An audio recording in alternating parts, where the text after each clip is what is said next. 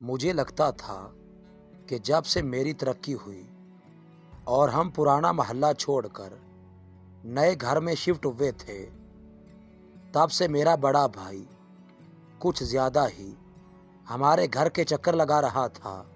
ये देखकर मेरी बीवी ने कहा, ये सब पैसे का कमाल है। अगर हम गरीब होते तो ये हमसे रिश्ता ही तोड़ लेते। फिर मेरे बड़े भाई को हार्ट अटैक हुआ और उसकी वफ़ात के बाद ये ज़िम्मेदारी उसके बड़े बेटे जुनेद ने संभाल ली। ये सब देखकर मेरी बीवी का गुस्सा और बढ़ गया। मुझे लगता है कि आपका भतीजा मेरी बेटी के चक्कर में आता है। मैं आपको बता रही हूँ कि मैं ऐसे गरीब घर में अपनी बेटी नहीं दूंगी। मैंने ये सुनकर उसे तसल्ली दी कि ऐसा कुछ नहीं है। वो बेचारा तो यूं ही मेरा हाल चाल पूछने आ जाता है। अगरचे मैं खुद भी उसके आ जाने से डरता था, क्योंकि मुझे डर था कि कहीं वो मुझसे रकम ना मांग ले या किसी जॉब के लिए सिफारिश करने को ना कह दे। मैंने कई बार उसे कहा, भाई कि मेरा हाल कॉल करके पूछ लिया करो, ये रोज़ रोज़ घर आ जाने की क्या ज़रूरत है। मगर वो या फिर उसकी फैमिली का कोई ना कोई फ़र्द हमारे घर चला आता। मुझे नहीं याद था कि हम यहाँ आने के बाद कभी उनके घर गए थे। फिर यूं हुआ कि अचानक एक दिन जुनेद मिठाई का टोकरा लेकर हमारे घर आया और हमें बताया कि उसकी जॉब लग गई है। ये सुनकर हम सब खुश हो गए कि चलो अब हमारी इनसे जान छूट जाएगी। मगर जैसा हमने सोचा था वैसा नहीं हुआ। अब भी उनमें से कोई ना कोई आ जाता और हमें बताता कि जुनेद की नौकरी के बाद हम नया घर लेने वाले हैं ताकि उसकी शादी हो जाए। फिर इसके बाद वही हुआ जिसका मेरी बीवी को डर था। उन्होंने जुनेद के लिए मेरी बड़ी बेटी के लिए रिश्ता मांग लिया। ये सुनकर मेरी बीवी आपे से बाहर हो गई। देखा, मैं ना कहती थी कि इस लड़के की नज़र मेरी बेटियों पर है।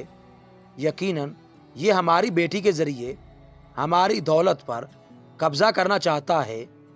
मेरी बीवी ने तो ये सुनते ही रिश्ते से इनकार कर दिया। एक दिन जुनेद हमारे घर आया और मेरी बेटी से कहा कि वो उससे बचपन ही से प्यार करता था, इसलिए उससे शादी करना चाहता है। मगर ये सब मेरी बीवी ने सुन लिया और उसने जुनेद को सबके सामने बेइज्जत करके घर से ये कहकर निकाल दिया कि ये मोहब्बत निरी बकवास है। ये दरअसल तुम्हें इसलिए चाहता है कि तुम एक अमीर बाप की बेटी हो। अगर तुम किसी गरीब की बेटी होती तो यकीनन ये तुम्हारी तरफ देखता ही नहीं। मगर ये सुनकर जुनेद ने कहा कि मुझे आजमा कर देख लें, मैं आपकी बेटी से बहुत प्यार करता हूँ। इसके बाद जुनेद हमारे घर कभी नहीं आया। हमने अपनी बेटी की शादी एक अमीर लड़के के साथ कर दी जो उसे अपने साथ अमेरिका ले गया। हम बहुत खुश थे, लेकिन हमें पता नहीं था कि हमारी खुशी आर्जी है। हमारी खुशियों को किसी की नज़र लग चुकी थी। दफ्तर में मेरे बॉस की नज़र मेरी बेटी पर थी। वो एक बार हमारे घर आया तो उसने इशारों में मुझे ये बात कहने की कोशिश की कि वो मेरी बेटी से शादी करना चाहता है।